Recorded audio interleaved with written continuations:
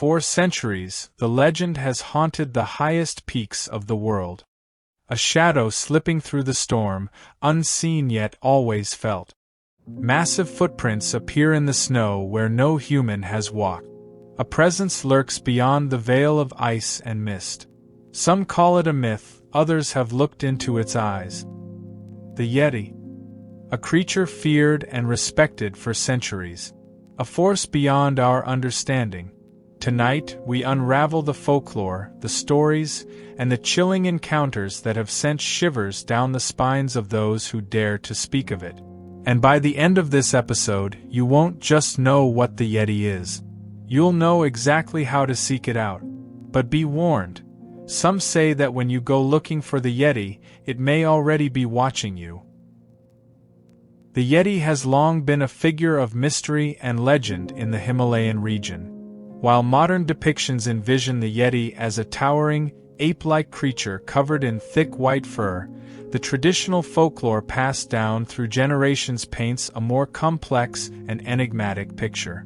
In Sherpa and Tibetan traditions, the Yeti is more than just a beast. It is a guardian of the highlands, a spiritual protector of the sacred peak. Some believe it watches over the mountains, ensuring that those who travel through respect nature's balance. Buddhist monks from remote monasteries tell of Yetis serving as silent watchers, warning travelers of impending avalanches or guiding lost souls back to safety. Yet not all legends portray the Yeti as benevolent.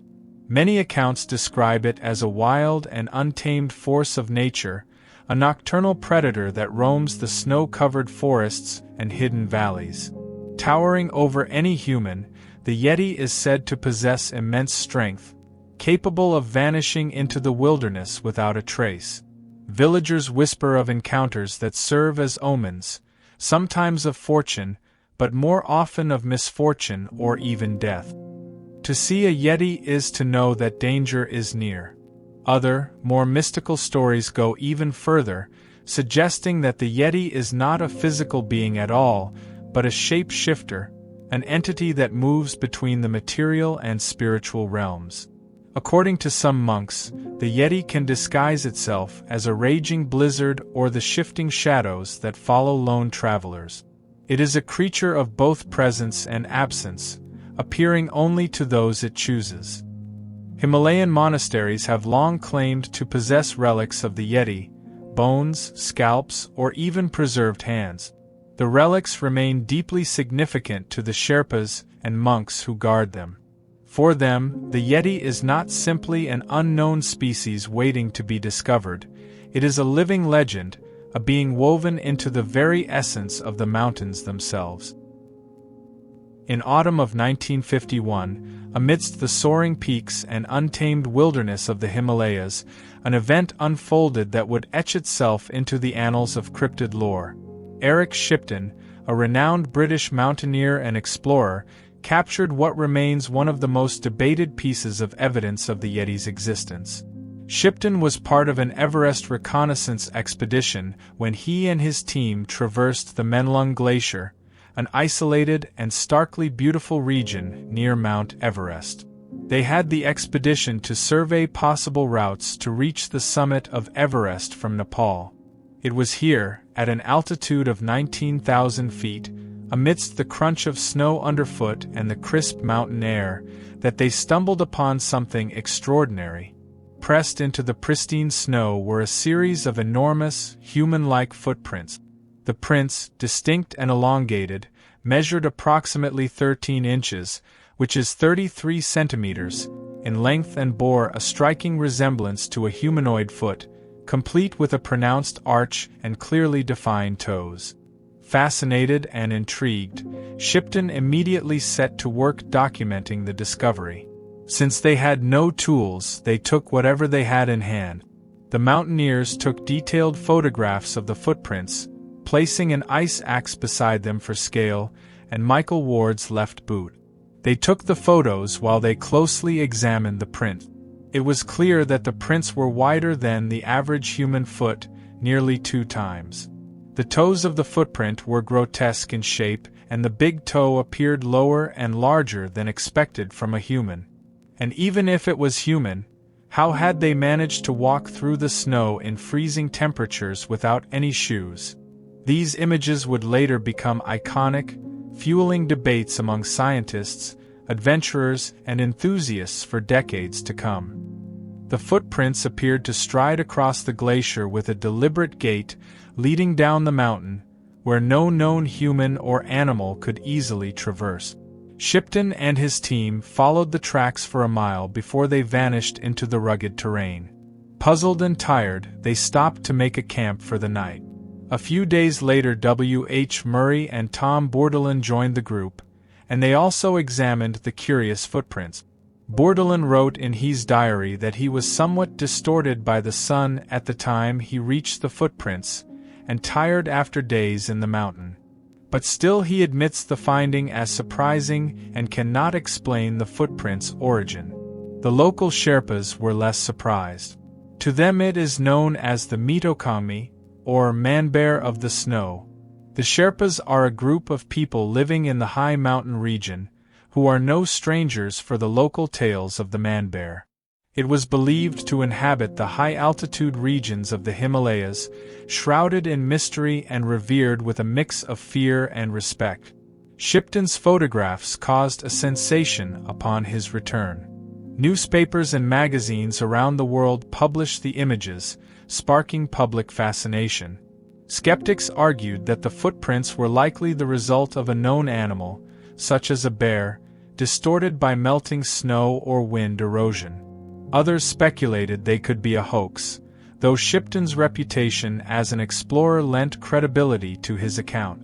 Also, members of the expedition party who had seen the footprints later vouched for the legitimacy of the photographs, including Bourdelin, who wrote a letter that it was real and that he had no idea what the print was, but he was quite clear that it is no animal known to live in the Himalaya, and that it is big. Enthusiasts, however, were convinced the footprints were evidence of an undiscovered hominid species, a living relic from a bygone era. In the years that followed, the photographs became a cornerstone of Yeti lore, inspiring further expeditions and scientific inquiries. However, definitive answers have remained elusive. Modern analysis of the images has yet to provide a consensus. Some researchers suggest the prints may belong to a Himalayan bear, while others point to the anatomical details of the footprints as evidence of something more enigmatic.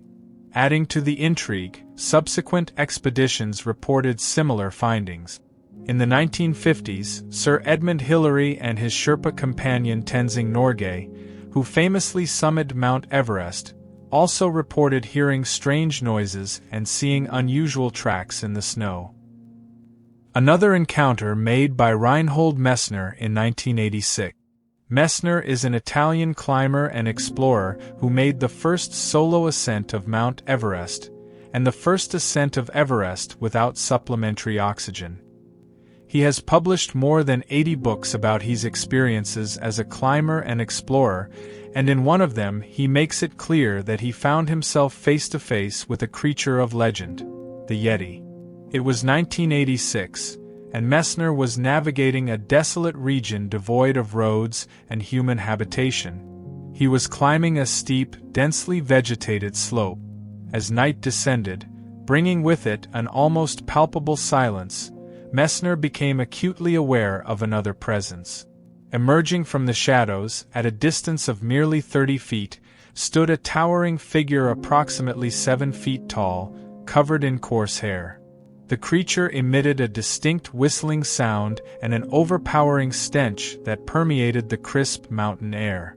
He watched it racing along in front, upright like a man, but moving way faster than any man could. Neither ditches or branches slowed it down. Despite his extensive experience in the wilderness, Messner was taken aback by the sight before him, before it disappeared. Alone and with darkness enveloping the landscape, a sense of trepidation washed over him. The creature's unexpected appearance and its subsequent retreat left Messner in a state of heightened alertness, fearing its return. There were no roads and no people around for miles.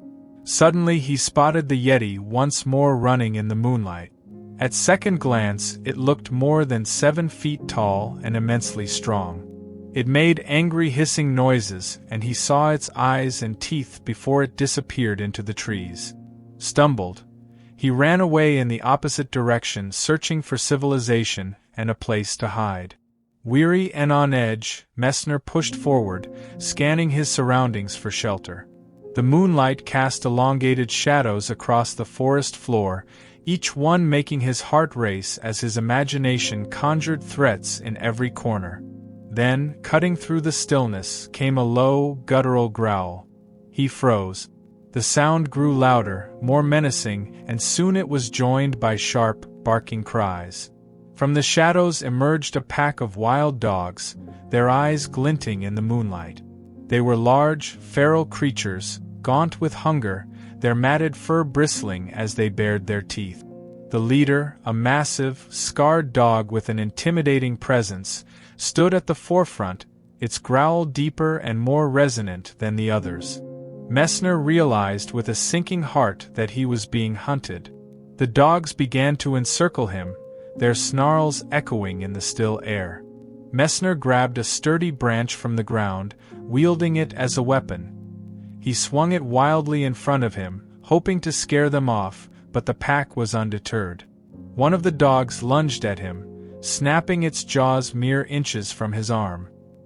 He stepped back instinctively, adrenaline coursing through him, and struck out with the branch.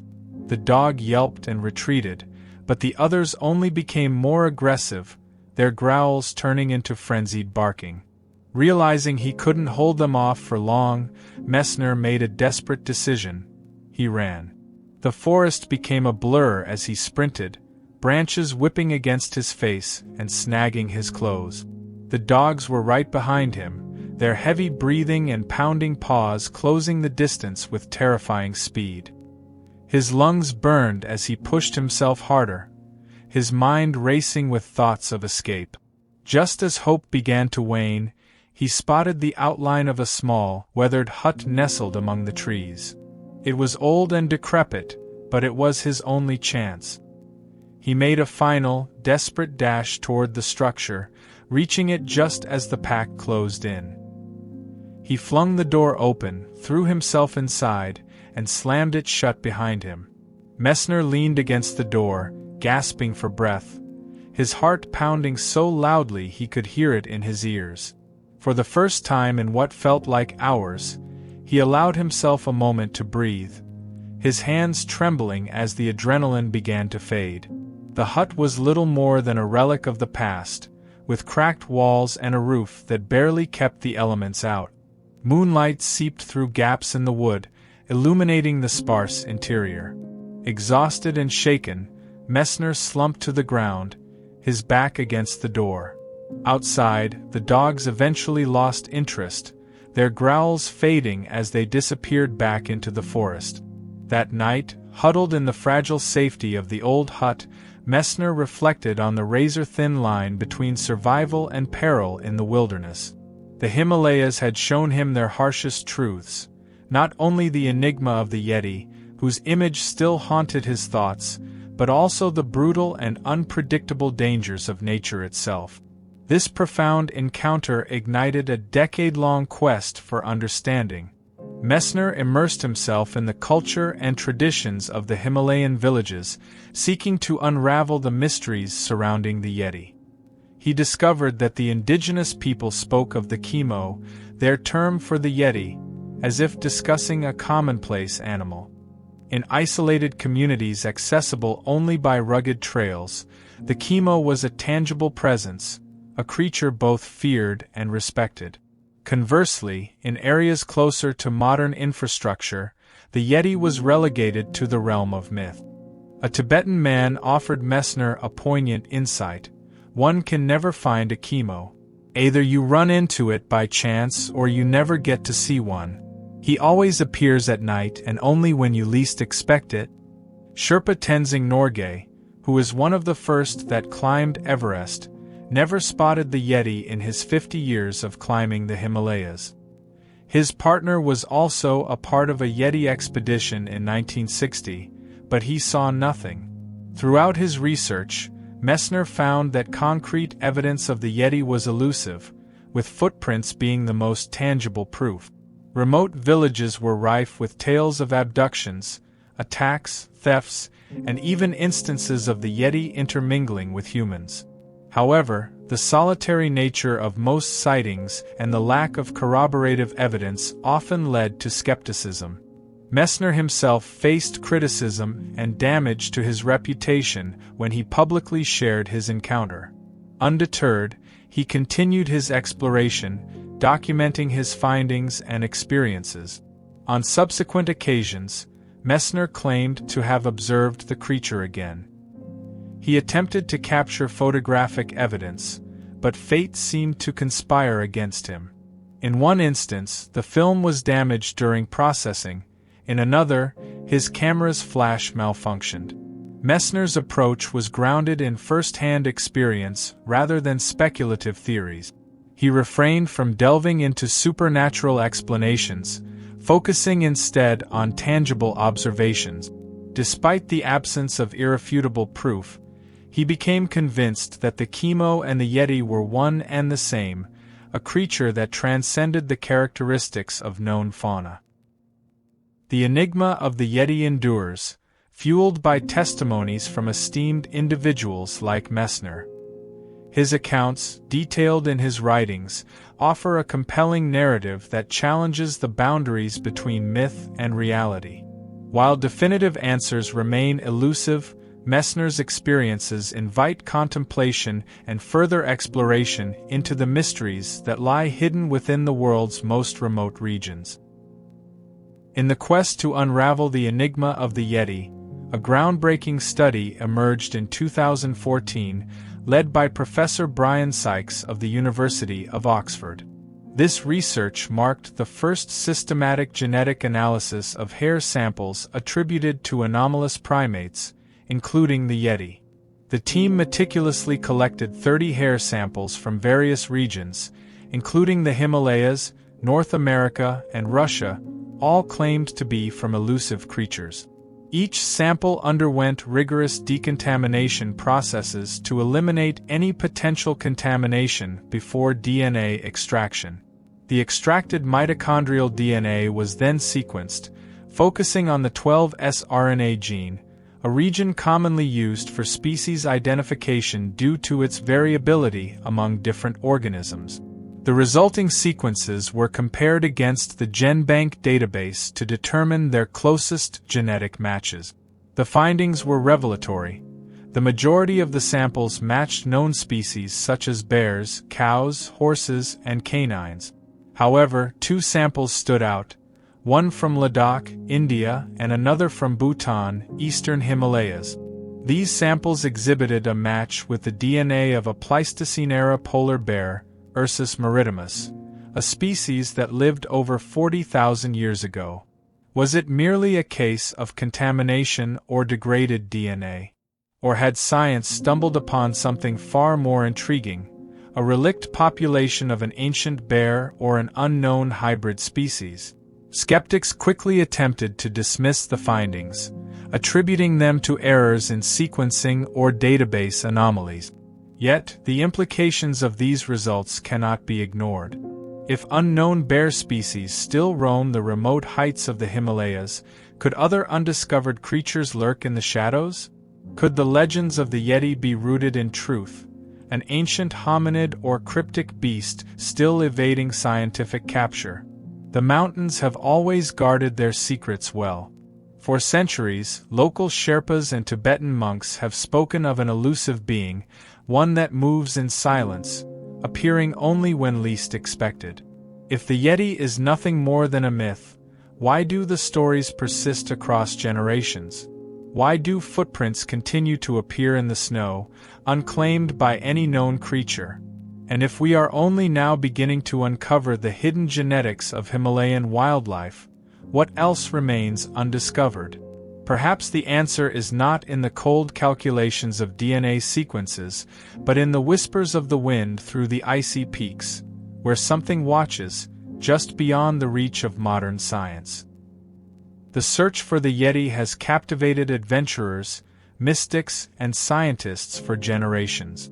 The answers remain elusive, buried beneath centuries of ice and folklore, waiting for the next traveler brave enough to seek them out.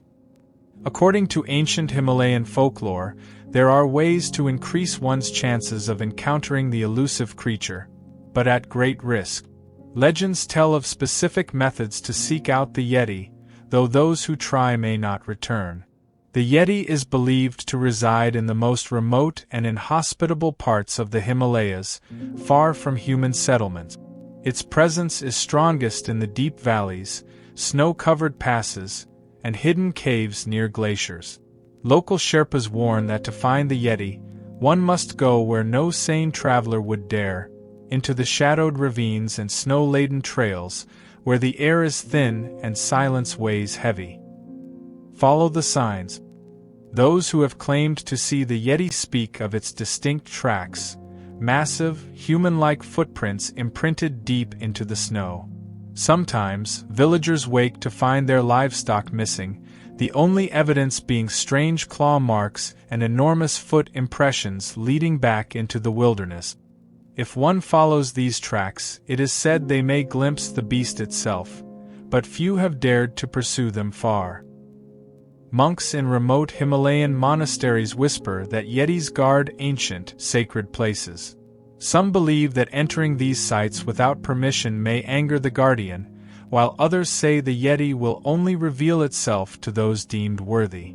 Certain caves and frozen lakes are said to be watched over by the creature, places where only those with pure intentions may tread. A chilling belief persists among Sherpas and Tibetan nomads. The Yeti can be summoned. It is said to communicate with eerie whistles and guttural howls that echo through the mountains. Some claim that by mimicking these sounds, long, deep cries into the wind, one might receive a response. Yet the stories warn that summoning the Yeti may not mean merely seeing it, but inviting it closer. One of the oldest legends claims that the Yeti does not reveal itself randomly. It watches, hidden, testing those who enter its domain.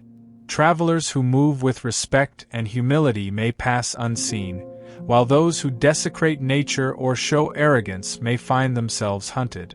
In the stillness of the mountain night, there are whispered stories of lone figures vanishing, leaving behind only disrupted snow and the eerie imprint of massive, barefoot track. In some traditions, it is believed that the Yeti, like an ancient spirit, can be placated or attracted with gifts. Offerings of food, rice, yak butter, or dried meat are left on high-altitude trails where the Yeti is said to roam. If the offering is gone by morning, some take it as a sign that the Yeti has accepted it, though whether in peace or as a warning is unclear. The final warning. Legends caution that those who seek the Yeti must be prepared for the consequences. If it allows itself to be seen, it is never by accident. Those who lock eyes with the creature describe an overwhelming sense of ancient power, something beyond mere flesh and bone. And for some, after such an encounter, the mountains never feel the same again. The Yeti remains an enigma, a guardian of forgotten paths, a shadow that lingers on the edge of human understanding. Those who dare to seek it must ask themselves, is the Yeti truly something to be found, or is it something that finds you,